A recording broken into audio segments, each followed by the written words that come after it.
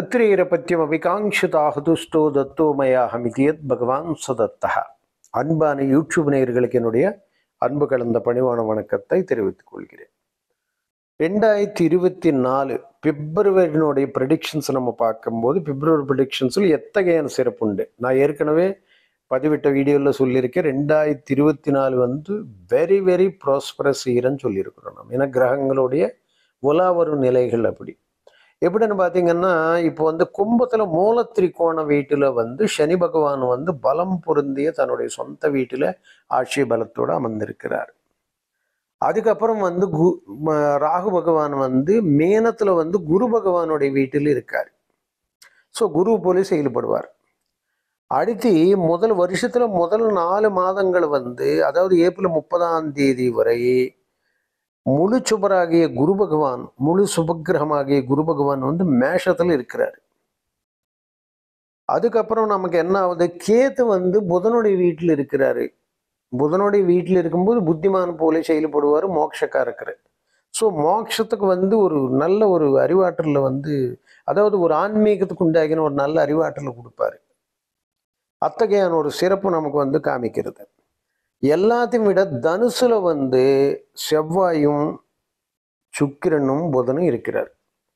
முழு சுபகிரகங்களாகிய புதனும் சுக்கிரன்னு செவ்வாய் 3 கிரகங்கள் வந்து அந்த இடத்துல கூட்டணி இருக்கிறதுன்றது விசேஷம்.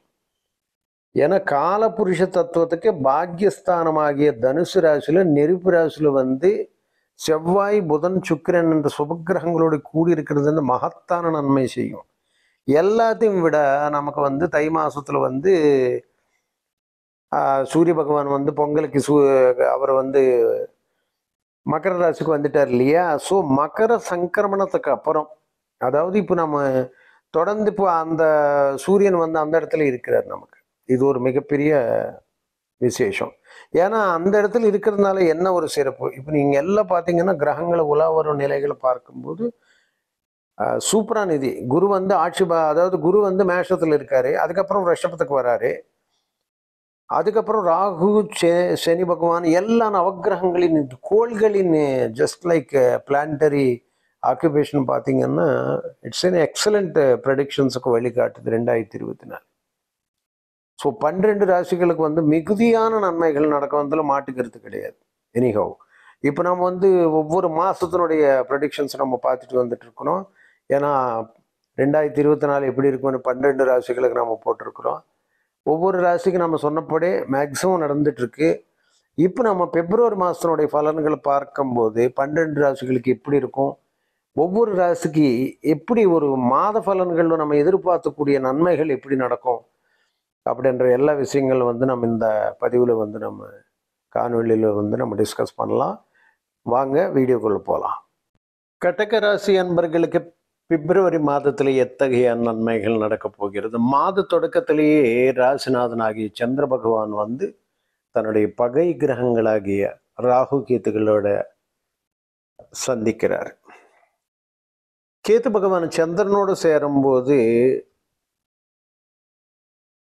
அதாவது ஒரு ஞானத்தை உருவாக்குவார். காரணம் என்றால் கேத்து பகவான் மோட்சக்காரகன்.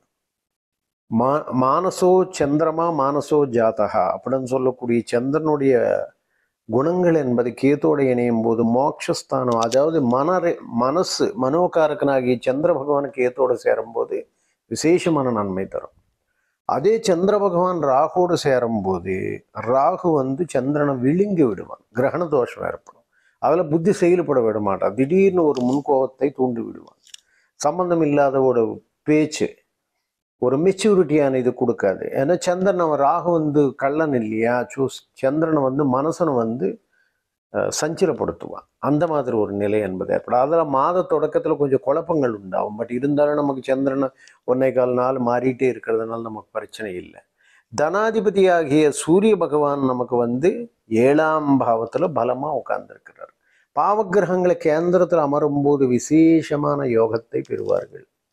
கேந்திரத்தில் வந்து பாவகிரகங்கள் உட்காரும்போது அரசனாக்கக்கூடிய நிலை உண்டு. அது சூரியன் வந்து நல்ல வாக்ஸ்தானாதிபதி கடக ராசி அல்லது கடக லக்னத்துக்கு வாக்ஸ்தானாதிபதி 7ஆம் பாவத்துல பலமா நின்றுட்டு ராசியை பார்க்கின்றார். விசேஷமான ஒரு துணிமான முடிவு, ஒரு துணிச்சலான ஒரு செயல்பாடு ஏற்படுத்தக்கூடிய ஆற்றலை கொண்டவனாக திகழ்கிறான்.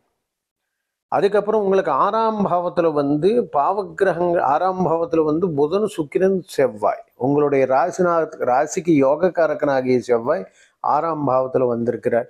இதனால 6ஆம் பாவத்துல போய் 3 கிரகங்கள் உட்கார்ந்துருக்குது. அதனால தான் நமக்கு வந்து கொஞ்சம் நிறைய குழப்பங்கள் உண்டு பண்ணுமா. ஏன்னா 6ஆம் பாவம் கெட்ட பாவம்னு சொல்லுவா.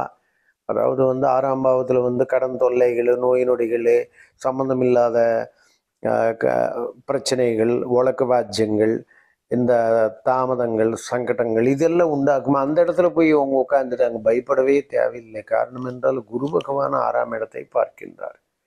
தன்னோட சொந்த வீடு தான் பார்க்கின்றார். 6ல் இருக்கின்ற கிரகங்களை மேஷத்தில் இருந்த குருநாதரை பார்த்து அரவணைக்கிறார். இதன் விளைவா குருமங்கள யோகம். அது மட்டும் இல்லாம உங்களுக்கு விசேஷமான யோகம் என்னன்னா, பாக்யாதிபதியும் உங்க தொழில்ஸ்தானாதிபதியும் பரிவர்த்தனை யோகம் பெறுகிறார்கள். பரிவர்த்தனை யோகம்னா ஒரு மிகப்பெரிய அதிருஷ்டமான யோகம் அது. அதாவது மாற்றம். இந்த ராசியிலிருந்து அந்த ராசிக்கு, அந்த ராசிக்காரன் இந்த ராசி. அதாவது 9 கூடிய குரு பகவான் வந்து 10 கூடிய இதுல வராரு, குரு வீட்டில் வராரு. ஸோ குரு பகவான் வந்து மேஷ ராசியில் வராரு. ஸோ குரு செவ்வாய் பரிவர்த்தனம் பார்வை விசேஷமான தனயோகம். ஸோ இப்போ வந்து குரு செவ்வாய் பகவான் 6லேருந்து வெளிநாட்டில் வெளியிடங்கள்ல வந்து மிகப்பெரிய பிரபலமான ஒரு யோகத்தை உண்டாக்குவார். அதுக்கப்புறம் 7ல் சூரியன் இருக்கிறதுனால தான் குடும்பத்தில் வந்து சின்ன சின்ன கலகங்கள் வரும். சூரிய பகவான் ஈகோ பிளானட் இல்லையா, சம்பந்தம் இல்லாத கணவன் மனைவிக்குள்ள ஈகோ கிளாஷஸ் வந்து கிரியேட் பண்ணுவார். 8ல் சனி பகவான், அஷ்டம சனி சுவாமி, கஷ்டப்பட்டுட்டு இருக்கோம் இல்லையா, ஏன் இப்படி சொல்றீர்கள் அப்படின்னு நீங்க நினைக்க வேண்டாம். அஷ்டமத்தில் சனி பகவான் தன்னோட சொந்த வீட்டில் இருந்துட்டே பலமாக நிலையில் இருக்கிறார் பாகிசர். ஸோ அஷ்டம சனி வந்து ராஜயோகத்தை உருவாக்குவா. 8 8ல் இருக்கிறதுனால கஷ்டங்களை கொடுக்க மாட்டானா, கொடுப்பான். கஷ்டங்களை கொடுப்பான், இருந்தாலும் விசேஷமான யோகத்தையும் தருவான். ஸோ யோகம் இல்லாம கஷ்டங்கள் வந்து வராம நீங்க வாழ்க்கையில வந்து ஒரு பக்குவ நிலை அடைய முடியாது. கர்மான்னா உங்களுக்கு என்ன தெரியுமா? நிறைய பேர் இந்த கர்மா பதம் பிடிச்சுட்டே இருக்காங்க. கர்மா கர்மான்னு சொல்லிட்டே இருப்பாங்க.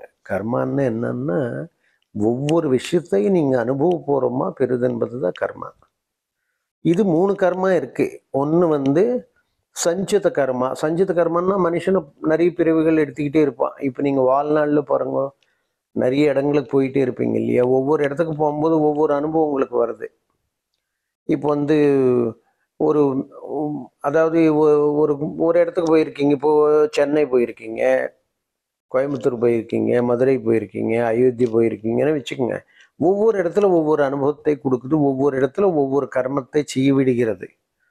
அதுதான் உங்களுக்கு வந்து அனுபவத்தை கிடைக்குது. இப்போ நீங்கள் வந்து ஏற்கனவே அயோத்தியை போயிட்டு வந்துட்டீங்கன்னு வச்சுக்கோங்க. அயோத்தி எப்படி இருக்குதுன்னு உங்களால் சொல்ல முடியும். ஆல்ரெடி நீங்கள் அந்த இடத்துக்கு போயிருக்கீங்க, அந்த இடத்தினுடைய சாநித்தியம் அனுபவிச்சிருக்கீங்க, அந்த ஊர்னு பார்த்துருக்கீங்க, மக்களை பார்த்துருக்கீங்க. ஸோ உங்களுக்கு அனுபவம்ன்றது வருகிறது.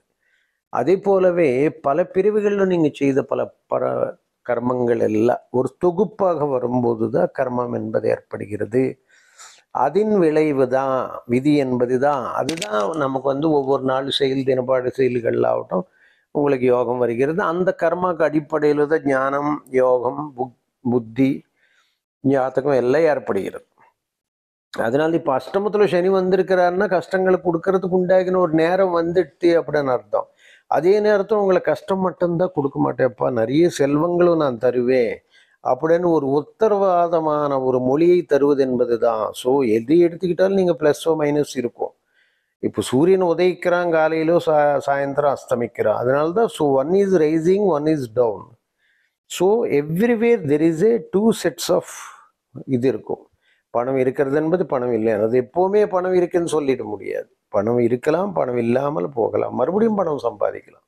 எவ்வாறு காலை வந்து மறுபடியும் இரவாகி காலை ஆகிறதோ அது போலவே ஒரு கஷ்டம் என்பது ஏற்பட்டு துன்பம் என்பது தந்து அதுக்கப்புறம் சுகம் என்பது ஏற்படுகிறது. இதுதான் வாழ்க்கையின் பாட்டு தத்துவம். நீங்க நன்றாக புரிந்து கொள்ள வேண்டும். ஆக இப்போ நமக்கு பாக்யஸ்தானத்துல குரு வந்திருக்கிறார் ராசிக்கு, அது தொழில் ஸ்தானத்துல. தொழில் ஸ்தானத்துல குரு வந்தா சும்மா இருப்பாரா? 10ல் குரு பதவி பறிப்பார் இல்லையா சுவாமி அப்படின்னா, பறிப்பாரு. ஆனா இங்க என்ன நமக்கு ஒரு அதிர்ஷ்டம் ஏற்படுகிறது என்றால், அவர் பார்வைகளையும் பார்த்துட்டு இருக்கிறார். உங்க ராசியும் அதோ தனஸ்தானத்தையும் பார்க்கிறார். உங்க ராசிக்கு 4ஆம் இடத்தையும் பார்க்கிறார், 6ஆம் இடத்தையும் பார்க்கிறார். 6ஆம் இடத்தை பார்க்கும்போது நீண்ட வருஷங்கள் இருக்கின்ற கஷ்டங்களுக்கு எல்லாம் முடிவு கட்டிடுறாரு. நீண்ட வருஷ தாமதங்களுக்கு ஒரு நல்ல ஒரு தெளிவு பண்ணிடுறாரு.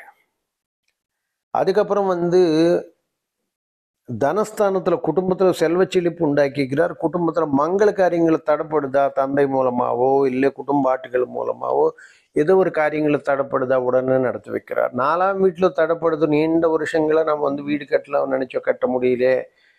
கார் வாங்கலாம்னு நினைச்சோம், வாங்க முடியல, வாங்க வச்சிடுவாரு. ஆக பிப்ரவரி மாசத்துல மகா விசேஷமான நன்மைகள் நமக்கு நடக்கிறது. நீண்ட நாட்டுகளுடைய கடன் நீங்க சரி கட்டிடுவீங்க. உங்களுக்கு வர வேண்டிய பணம் தேடி வந்துடும். எங்கேயாவது பணம் சிக்கிச்சு, 2-3 வருஷமா பணம் வரல, தரேன்னு சொல்லிட்டு இருக்கிறாரு, தரமாட்டிக்கிறாரு, இந்த நேரம் தேடி வந்து கையில கொடுப்பாரு. அது மட்டும் இல்லாம ராகு உங்களுக்கு பாக்கியஸ்தானத்தில் இருக்கிறாரு. தந்தை வழியா விசேஷமான யோகம் நமக்கு தரக்கூடிய பாக்கியம் இருக்கிறது. ராகு என்பது அதிர்ஷ்டம். குரு வீட்டில் இருக்கிறார். குரு தனக்காரக்கனு. என்ன கொடுக்க வேண்டியது அவருடைய கடமை. காரகத்துவம் என்ன? பணம் கொடுக்க வேண்டும், பொருள் கொடுக்க வேண்டும், வெளிநாட்டுக்கு செல்ல வேண்டும். பிள்ளைகள் வழியா வெளிநாட்டுக்கு செல்ல வைப்பார். பாக்கியஸ்தானத்துல ராகு வரதுனால ஒரு அசுர வளர்ச்சி கொடுக்க வேண்டும். எதிர்பாராத பாக்கியம் தர வேண்டும். இந்த இடத்துல உங்களுக்கு இவ்வளவு வருமானம் வராதன்னும் போது அவர் என்ன பண்ணுவாரு? உடனே ஒரு பெரிய கம்பெனிக்கு மாற்றி விட்டு பெரிய சம்பளத்துல உட்கார வைப்பார். அப்பதான் நீங்க அந்த பாக்கியத்தை அடைய முடியும். அதுக்கு உண்டாகின வழியை அவர் நிச்சயமாக பண்ணுவார். ஆக பிப்ரவரி மாசத்துல கடகராசி என்பவர்களுக்கு விசேஷமான யோகம் இருக்கிறது. புனர்பூசத்துல பிறந்தவங்களுக்கு குரு பகவான் செவ்வாய் பரிவர்த்தனம் இருக்கிறதுனால இடம் வாங்குறதோ, வீடு வாங்குறதோ, அல்லது வெளிநாட்டுல வீடு வாங்குறது, இது போன்ற நல்ல நிலைகள் ஏற்படும். தன பிராப்தி உண்டாகும். அதுக்கப்புறம் பூச நட்சத்திரத்துல பிறந்தவங்களுக்கு சனி பகவான் 7-8 கூடியவனாக வருகிறதுனால அஷ்டமத்துல ராஜயோகத்தை தரக்கூடியதாக இருக்கிறதுனால மக்கள் தலைவனாக போற்றப்படுவான். அல்லது ஒரு மிகப்பெரிய பதவி யோகத்தை அவன் அடைவான் என்றதுல எந்த விதமான மாற்று கருத்து இல்லை. அடுத்து ஆயில்யம் நட்சத்திரத்துல பிறந்த புதனுடைய நட்சத்திரமா இருக்கிறதுனால 3-11-3-12 கூடையவனாக வர்றதுனால விரையாதிபதியாகவும் முயற்சி ஸ்தானாதிபதியாக வர்றதுனால அவர் 6ஆம் வீட்டில் இருந்து தன்னுடைய ராசியை பார்க்கறதுனால வெளிநாடு வெளிய வாசங்களோ டாக்டரேட் போன்ற பட்டங்களை பெற்று பெருவாழ்வு வாழக்கூடிய ஒரு அதிருஷ்டமான வாய்ப்பை அவன் பெறுகிறான். ஸோ நீண்ட வருஷங்கள் அவர் தீசிஸ் சப்மிட் பண்ணியிருக்கிறார். டாக்டரேட் கிடைக்கலே, டாக்டரேட் கிடைக்கும். ஆக பல நன்மைகள். குருனுடைய அருக்கிரக பார்வையினால, குரு செவ்வாய் மங்கள யோகத்தினால விசேஷமான தனயோகம், எதிர்பாராத பணவரவு.